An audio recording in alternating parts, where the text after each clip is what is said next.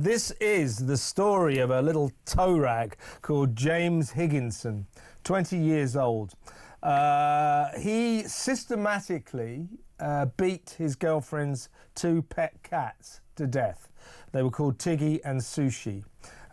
He beat them while she was at work. Throughout the summer of 2023.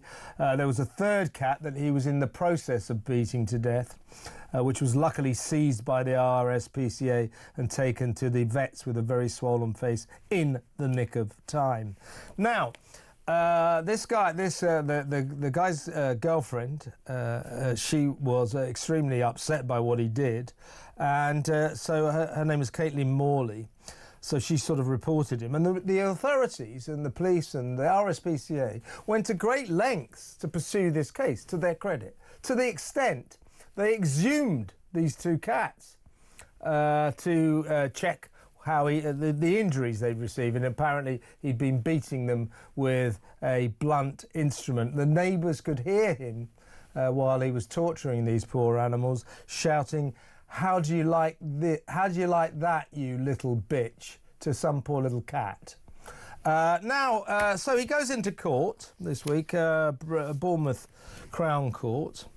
To cut a long story short, he got a 500 quid fine. A 500 quid fine. He got a 15-month suspended prison sentence. They're a waste of time. When you get a suspended prison sentence, it means they've let you off. And he's also been banned from owning animals for 20 years. But basically, a 500 quid fine because the judge said, A, when you committed these crimes 2 years ago, when you were just 18, you were suffering from mental health issues, of course. And also, here's the doozy. The judge demurred from sending him to jail because to do so would cause his family distress. Look, what I say is, I mean, you know, I'm a bit of an absolutist on this. You know, what this guy did was murdered these poor little animals, these poor little cats. He murdered them. Now, if he murdered two babies, they'd lock him up, life imprisonment, throw the key away. But because it's cats, because it's animals, we don't seem too bothered by this. We hardly ever send anyone to jail for cruelty to animals. And I think in cases like this, we should recalibrate our approach. We should start saying this is pretty much as bad as beating up a defenseless person. And we should start punishing these people properly. But this judge, mental health issues, not actually specified, by the way, just, you know, the general spectre of them introduced into the courtroom. And also, of course, that to put him inside would upset his family. I mean, what a ridiculous decision by this judge. And also, he needs to be spoken to, the judge himself. Another one of these overly lenient, no doubt, Guardian reading idiots. But also, just as a nation, we've got to, I think, rethink the way we approach people who are horrifically cruel to animals and stop treating it like it's a minor offence, because that's what we do at the moment. I agree with you, apart from cats, as it happens. But in general... Don't ruin the story. I've ruined the story. Cats are a different issue. Actually, it's not cats, it's cat owners who I have a problem with. Yeah. But no, I mean, you're absolutely right. Number one, the judge is an idiot. But number two, he's only doing what, in general, we do in this country, which is we claim to be animal lovers, but take no action whatsoever against people who abuse, mistreat, and kill animals. I mean, it's a kind of schizophrenic approach to animals, and it's been like that for so long. And the RSPCA, bless them, spend so much of their time doing the police's work for them and tracking down these sorts of crimes, and indeed trying to stop fox hunts. You know, the RSPCA does all that work. The police are only happy when they're turning up mob-handed outside your house because you happen to have suggested that there might be a connection between terrorism and Islamism, and then they'll be round like the drop of a hat. You know, but it's true entirely that that crimes against animals are not taken seriously. Acts of cruelty are not taken seriously. Up here where I am in the North Pennines, the continued murder of some of our most beautiful birds of prey, the raptors, the hen harriers, the red kites, the peregrine falcons, all of which have been killed on the moors just up from me, never prosecuted. Never comes to court. What do you mean? People shoot them, or? Well, it's the grouse landowners. Oh, right, yeah. Via the gamekeepers. And, you know, I spoke to a gamekeeper a year or so ago and said, what percentage of these creatures do you aim to get rid of? And he said 100%. You're going to get rid of 100% of them. So that's all raptors, all of them. All raptors. And then foxes, badgers, stoats, weasels, the lot. Just a lot. And so you have my house here where I am with a garden overrun with rabbits because there are no predators. See, what you said about the RSPCA, Rod, the system is this, and this is something we have to think about. The system is that the police don't investigate animal cruelty cases. They hand them over to the RSPCA. Why do they? Because that is the system.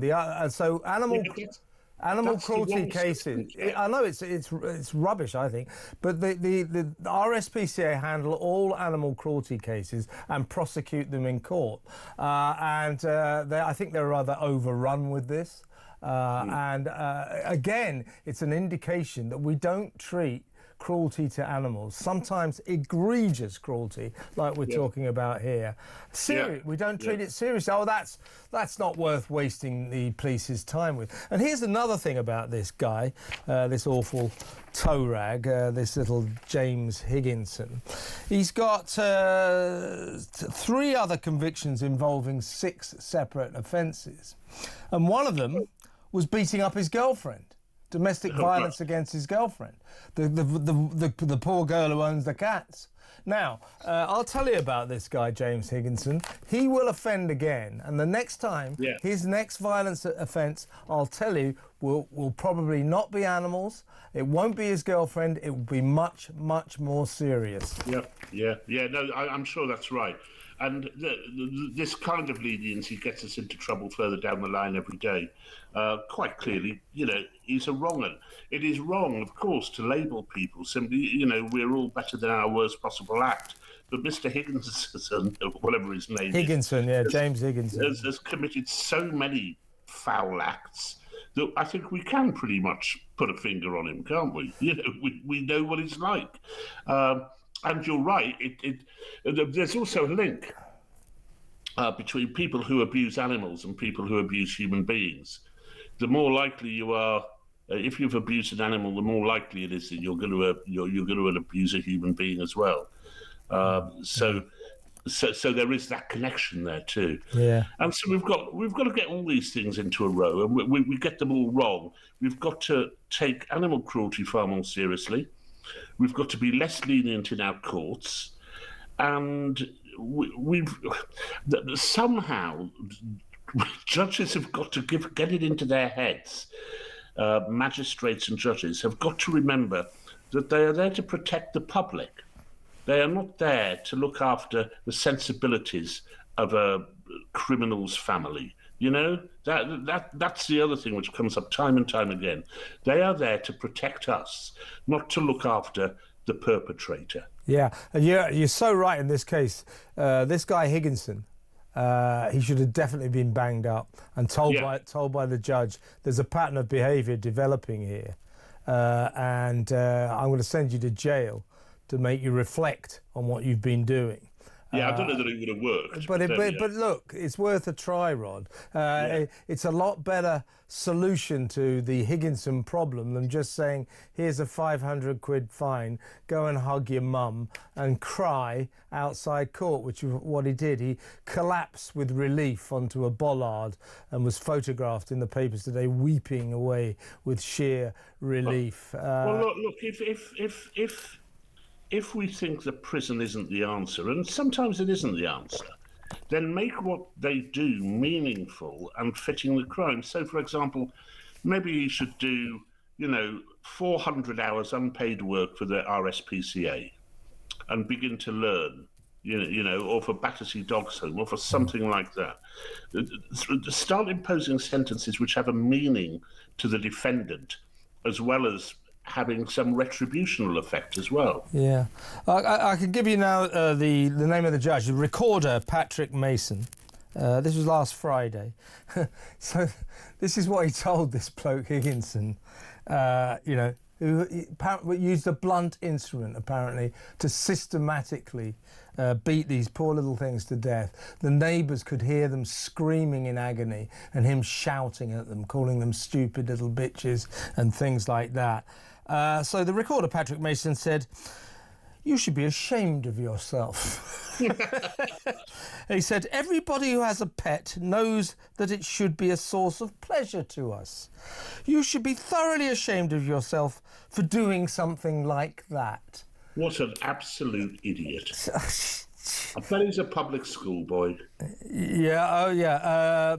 He said, "But at the age of 18, you were not able to handle your emotions in a way that someone much more grown up would do, which, given your mental health problems, that's perhaps not surprising." What mental health problems? Oh, I don't know. It'll be the mental health problems that every single scrote who ends up in the dock says that they've got. Every single two-bit defence lawyer tells. Yeah, my client has suffered a number of mental health issues over the years, Your Honour, and so on and so forth. It is disgraceful, and poor Caitlin Morley just said he should have been banged up. This is a disgrace. I agree. And I want people to let me know what you think about this. We've got to do something about this. We have. We've got to treat cruelty to animals as a serious crime, not something that you tap someone over the wrist and give them a 500 quid fine for. This is an outrage, and James Higginson, he's a danger to society. He will commit more violent offences. He's probably not as much a danger to society as Patrick Mason, because he's going to be back. He's going to be back next week, sitting in, on a case. And I've just seen a photograph of him. I thought at first it was Harry Enfield doing Tim Nice but Dim, but it wasn't. And we've got to get to grips with our judiciary as well. We've talked about this for weeks, Kev. Yeah. That whether it's adjudicating on asylum seekers or dealing with horrible creatures like James Higginson, they've got to be aware that their duty is to uphold the law and to protect the rest of us, including our animals. Absolutely. And the immigration judges, we've got to get hold of them as well and try and knock some sense into them. But at the moment, we are stuck in a really bad predicament that our judiciary are just a bunch of lenient left-wing morons. They really are. So you're right, and they're endangering the decent people of this country.